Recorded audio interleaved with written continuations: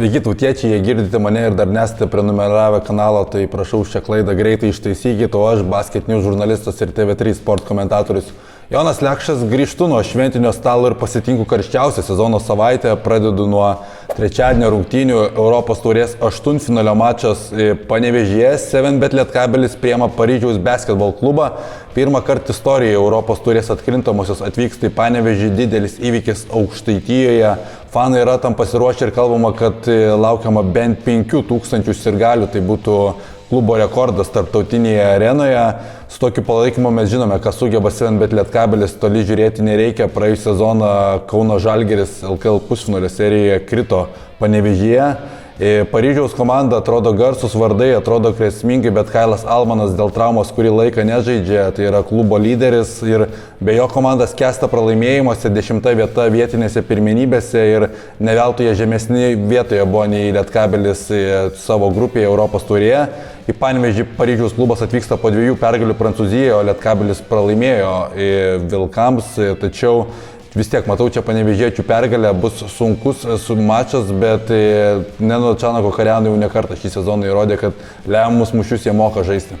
Ketvirtadienis Belgrado Crvena Zvezda prieš Fenerbahčę, daug ir ilgai aiškinti nereikia. Man kokios reikšmės šitos rungtynės yra pirmiausia Kauno Žalgiriui, tai vienas iš kauniečių finalų. Šią savaitę visi sirgsime už Crveną Zvezdą, kad ir kaip tai keistai skambėtų, palaikysime šį kartą serbus, nes būtent Zvezdos pergalė atvertų rankas Žalgiriui ir jis taptų savo padėties šeimininku.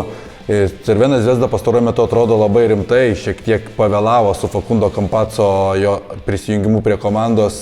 Taip jau susiklostė sezonas, kad Crvena Zvezda dėl nieko nebekovoja paskutinėse rungtynėse, bet praėjusią savaitę Belgrade krito net ir Pirėjo Olympiakos. Campazzo žaidžia nuostabiai, bet žinoma, Stambulo Fenerbahčė klubo motyvacija liejasi per krapštus, pralaimėję jie taptų priklausomais nuo kitais ir galvoju, kad Feneris sugebės mobilizuotis ir iškovos bilietą į atkrintamąsias ne veltui, kad ir kokia įtampa aplink juos būtų, bet tai yra vieni iš sezono favoritų ilgą laiką buvę tarp 4 stipriausių Eurolygos klubų, tad turėtų Dimitrič Itudžio auklėtiniai rodyti savo pranašumą Belgrade. Jei Crvena Zvezda neatris Žalgiriui rankų, žiūrėsime kitą finalą tą patį vakarą, ketvirtadienį Pirėjo Olympiakos prieš Vitorijos Baskonį.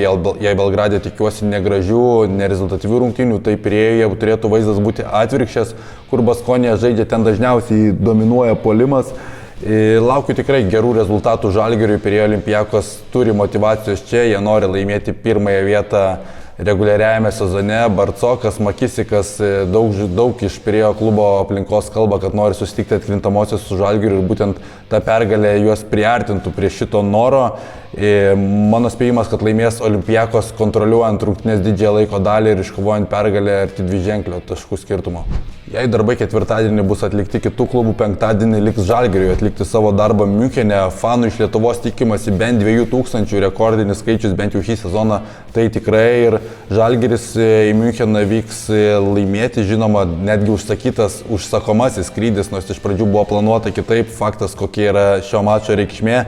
Bayernas Eurolygoje pralaimėjo 6 mačus paeiliui, nežaidžia pilna sudėtimi, kažkiek taupas ir Vokietijos pirmenybėms ir kad ir kokie įtampa čia slėgtų Žalgirį, aš manau, kad jie su jie susitvarkys. Kažkaip tikiu, kad kapitonas Edgaras Ulanovas gali užduoti pavyzdį, užduoti gerą toną rungtynėms, jo jau kurį laiką Eurolygoje nematome, iš pusės iniciatyvos jis daug nesiema, bet Ulanovas tokiuose mačuose yra tikras karys, tikras vyras, tai ir tai nebus graži kova, turėtų jinai būti rezultatyvi, bet Žalgiris sunkiai, bet laimės Miunchene ir iškovos bilietą į atkrintamąsias. Keliamės jau kitos savaitės pradžioje po Žalgirio išvykos į Miuncheną. Kauniečiai grįžta į vietinį frontą, kur pirmadienį, balandžio 17 dieną namuose priims Vilniaus Rytą ir Vilniaus Rytas pastaruoju metu tikrai demonstruoja gerą sportinę formą, išsigelbėjo Klaipėdoje ir kai reikia žaisti per vieną frontą, tikrai stipriai pasiruošę mačui su Žalgiriu, o tuo metu kauniečių emocinis pakilimas bus tikrai nusileidęs, vis dėlto baigsis Eurolygos reguliarusis sezonas ir nesvarbu kaip ten besibaigtų, bet kokiu atveju, ar tai patekimo atkrintamąsias, ar nepatekimo, emocinis išsekimas tikrai bus. Žinoma, Vilniaus Rytas jau 2 kartus šį sezoną Žalgirį įveikė ir 3 kartas sezone būtų per daug akiplėšiška atrodytų ir žalgiriečiai darys viską, kad tik tais nugalėtų savo amžiną varžovą. Visgi matau tai idealų šansą Rytui laimėti ir perimti iniciatyvą dėl reguliariojo sezono nugalėtojo vardo LKL. Mano prognozė netikėta, bet manau, kad kažkiek logiška. 2 kartus Rytas ir laimėjo, kodėl to nepadaryti 3 kartą, kai Žalgiris bus išsekintas Eurolygos kovų.